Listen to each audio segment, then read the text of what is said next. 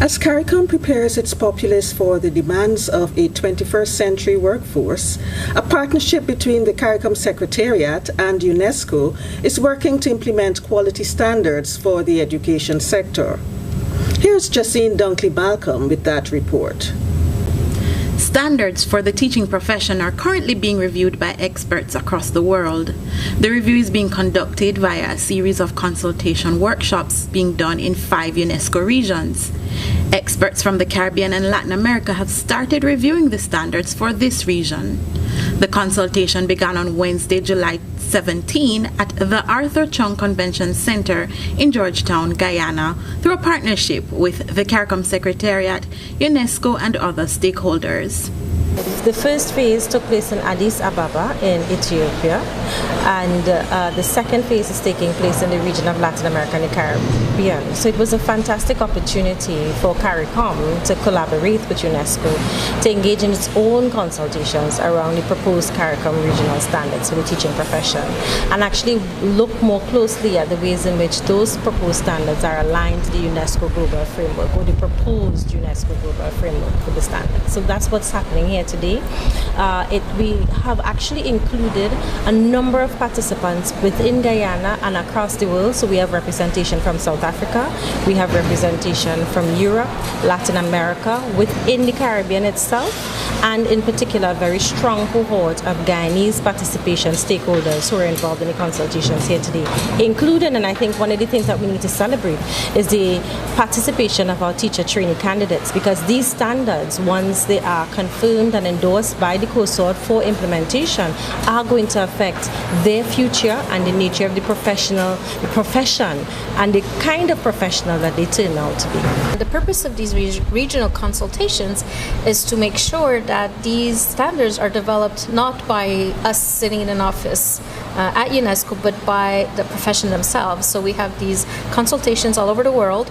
This one is being held in Guyana, but it's inviting members from all over the Latin America and Caribbean region to give us their thoughts and comments on these draft frameworks that we've developed, and to help us further build it and eventually implement it.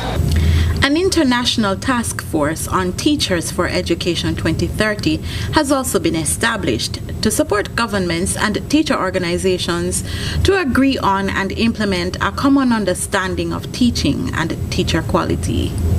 The task force is a group of stakeholders interested in the quality of education, and particularly in the progress of the teaching profession.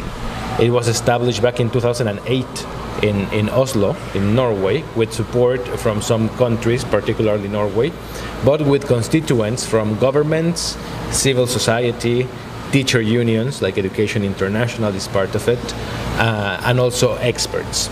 So the purpose of the task force is basically advancing in teacher professionalization, teacher professional development, but also looking into the working conditions of teachers that will allow this professionalization and these attempts to improve the quality of teachers worldwide. Speaking to the outcome of the consultations that were conducted in Africa, the executive director of the Africa Federation of Teaching Regulatory Authorities said it went very well. The validation of the continental frameworks went very well, and immediately after that we started working on our final continental frameworks, and which of course we expect that before the end of the year, just like you have CARICOM standards, we are going to have African standards. So we've made input to the global, and we have also adopted the global to be guiding what we are doing as a federation within the continent. And we expect that before the end of the year, the African continent will have a framework to refer to when they are talking about teaching standards or competencies or capabilities for teachers, for school leaders. Following each consultation, a group of international experts meets to review and discuss the input generated from the stakeholder discussions. They are expected to provide direction on further development and refinement of the international guidance framework.